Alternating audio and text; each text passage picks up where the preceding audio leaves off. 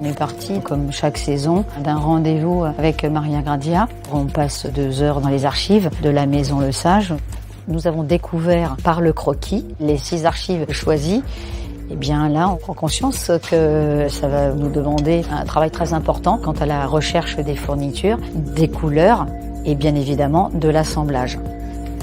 Il a fallu reproduire des ganses, des sous-taches, des retors, des bourdons, passer par la teinture. L'idée, c'est de peindre pour coordonner l'ensemble des couleurs et qu'on ait cet effet ancien et donc se rapprocher au maximum des archives.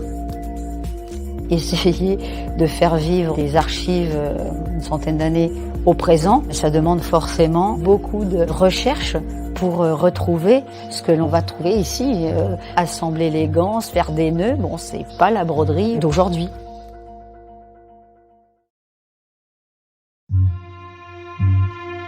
L'idée de base sont 2 archives complètement différentes. Il se trouve que c'est la même époque. Là, c'était à l'époque de mon arrière-grand-mère, c'est-à-dire 1910 environ. On va retrouver ce travail-là de petites perles et puis ce travail d'incrustation de satin. Et il va falloir les réinterpréter pour qu'on puisse tout mettre sur la même robe et imaginer que le tissu continue, pour qu'ils le prennent en couture. Donc là, on est sur un pan de la jupe qui est donc brodé sur tulle, double tulle. D'abord, vous avez une incrustation qui est faite sur un tulle. On met le tulle, on met le satin en dessous, on fait un point et après on découpe pour qu'il reste que le satin. Ensuite, on va mettre un autre tulle en dessous et on commence la broderie. Donc, on a d'abord une pose de chenille à l'aiguille et après, on fait un point de fil d'or au crochet pour en fait tenir la chenille, pour l'enrichir. Donc là, en matière, on a chenille, fil d'or, c'est tout. On a d'abord commencé par préparer une carte couleur de teinture de plumes.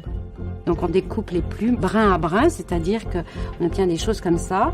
Ensuite, on reconstitue des pincées. Donc on a préparé un camailleux de teinture dans les tons qui correspondent aux tissus qui nous ont été confiés. Donc là, la personne que vous voyez est en train de travailler les pincées, une à une, couleur par couleur. Et ensuite, les pincées vont être rapportées sur la base d'un organza. Et après, la plumassière va travailler pour arriver à un résultat qui soit un mélange de ces tons-là, en suivant les espaces et les dominantes couleurs qui sont indiquées sur le patron. Là, vous voyez le camailleux de couleurs qu'on doit respecter. Donc, on a un dégradé de couleurs où vous voyez, on est 80% de couleur chair, 20% de couleur ivoire. Et c'est elle vraiment qui va faire ce dosage.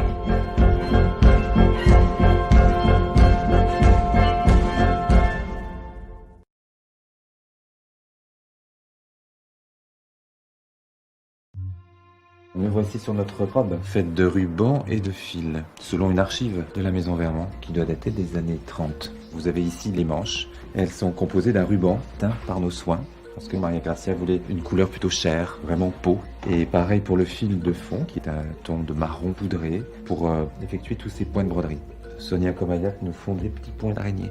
C'est quoi ça? Un va-et-vient, une sorte de canage. On a des canages, on a des fils croisés, des fils noués. Contrairement à une broderie classique, on lance des fils. C'est une sorte de macramé, comme un tressage. C'est comme un peu des jours, vous savez. Autrefois, on tirait les fils et on les nouait. C'est un peu un esprit aussi d'une broderie blanche. Ce qu'on faisait sur les draps ou sur les oreillers. Leur appellation vient aussi d'une technique plus ancienne. De vannerie notamment, parce que c'est la base d'un panier. On lance l'osier dans tous les sens et après on vient tourner pour monter après son panier. Et là, c'est un peu le même principe, avec du fil. On est sur une robe toile de Jouy, donc c'est pas la toile de Jouy de Monsieur Dior, c'est une toile dessinée par Bracquenier. On l'a redessinée, réinterprétée d'une manière un petit peu plus lâchée, en tout cas au niveau du dessin.